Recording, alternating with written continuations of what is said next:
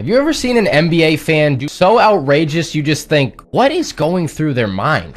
This unfortunately happens quite a bit, and we're going to go over 8 moments today where fans took things way too far. For some reason, when fans were allowed back into games after COVID, they completely forgot how to act. Despite fans being required to wear masks while in Madison Square Garden, one fan took it upon himself to remove his mask and hock a loogie at Trae Young while he was inbounding the ball. While this is already an egregious thing to do to anybody, it's made even worse when you think about how the league was on such high alert to find any player that had contracted COVID. If this fan would have passed it along to Trae Young, he would have been forced to miss the entirety of round 1 of the playoffs against the New York Knicks. This more than likely would have been a death sentence against the Atlanta Hawks. However, Young luckily did not end up catching the virus. After the game, the New York Knicks released a statement saying, "We investigated the matter and determined that it was a patron who is not a season ticket holder did indeed spit on Trae Young, and for that reason, he is now banned from the Garden indefinitely. We apologize to Trae and the entire Atlanta Hawks organization for this fan's behavior. This was completely unacceptable and will not be tolerated in our venue. We have turned the information over to the appropriate authorities." Luckily for the fan, Young decided not to press charges, or he most likely would have been found guilty for assault. What if I told you a fan threw an entire bottle of alcohol at a player? Boston Celtics fans have a reputation for getting a little too involved in the games at times. In Game 5 of the 2010 NBA Finals, while Kobe Bryant was shooting free throws,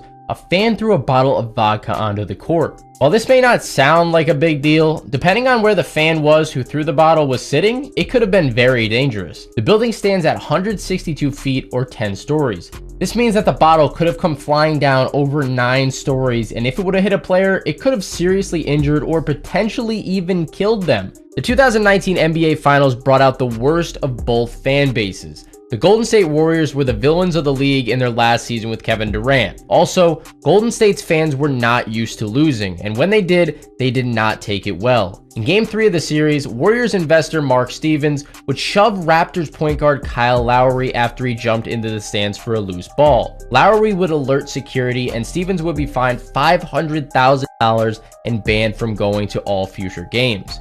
After the incident, Stevens was quoted as saying, "I take full responsibility for my actions last night at the NBA Finals and am embarrassed by what transpired. What I did was wrong and there was no excuse for it. Mr. Lowry deserves better, and I have reached out today in an attempt to directly apologize to him and other members of the Raptors and the Warriors organizations." So in Game 5 of the series, the Toronto Raptors fans would do their best to one-up Stevens' actions in Game 3. Kevin Durant rushed back to action after suffering from a sore calf. It would go on to be made evident that he should have continued to rest, as he would tear his Achilles in the second quarter of the game. It was very clear that as soon as the injury occurred, Durant had done something serious, and he needed help off the court.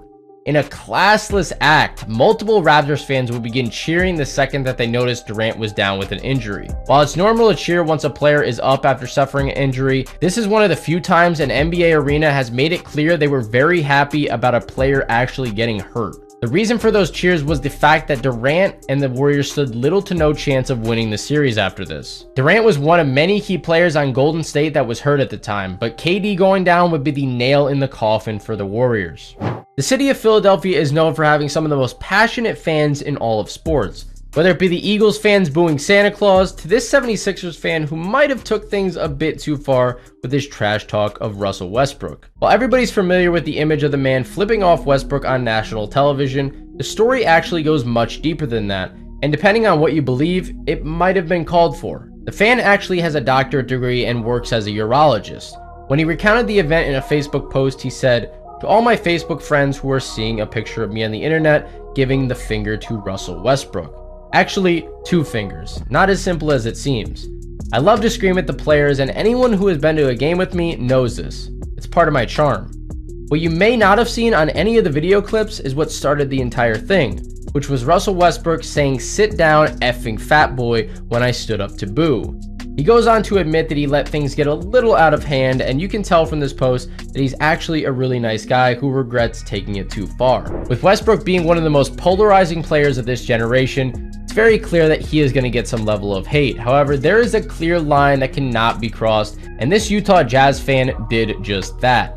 Many were confused initially as to why Westbrook had a man ejected from a game between the Thunder and the Jazz. However, in a post-game interview, Russ made it very clear why it was necessary.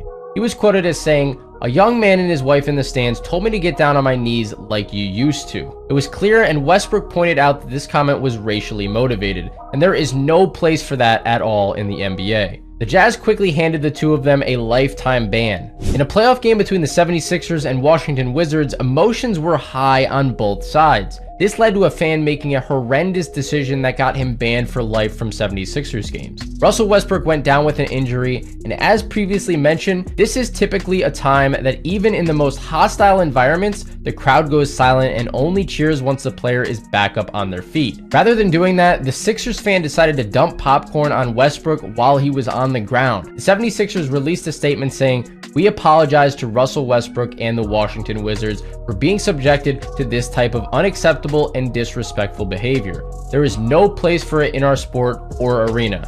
The return of more NBA fans to our arenas has brought some great excitement and energy to the start of the playoffs, but it is critical that we show respect for players, officials, and our fellow fans, the league said. An enhanced fan code of conduct will be vigorously enforced in order to ensure a safe and respectful environment for all involved. While heckling is encouraged at any sporting event, there is a clear line that cannot be crossed, and certain players go through things in their personal lives that are not fair game to bring up. This is the case for Vernon Maxwell. He earned the nickname Mad Max for his fiery temper, and he put it on full blast in this interaction with a fan that definitely had it coming to him. After being pushed in the back by 76ers big man Daryl Dawkins, Maxwell went flying into the stands and landed into the lap of a fan sitting courtside. Allegedly, after Maxwell was walking back to the court, the fan said something that was racially motivated. This caused Maxwell to walk back into the stands and punch the fan in the face. While he was not suspended, he was ultimately fined $2,500. It was clear that the league was on Maxwell's side as they didn't end up suspending him, but they still had to punish him in some form. In an interview, Commissioner at the time Larry O'Brien was quoted as saying, "Regardless of the provocation, players must avoid confrontations with the fans in the stands, and any player engaging in similar conduct in the future will have even more severe penalties."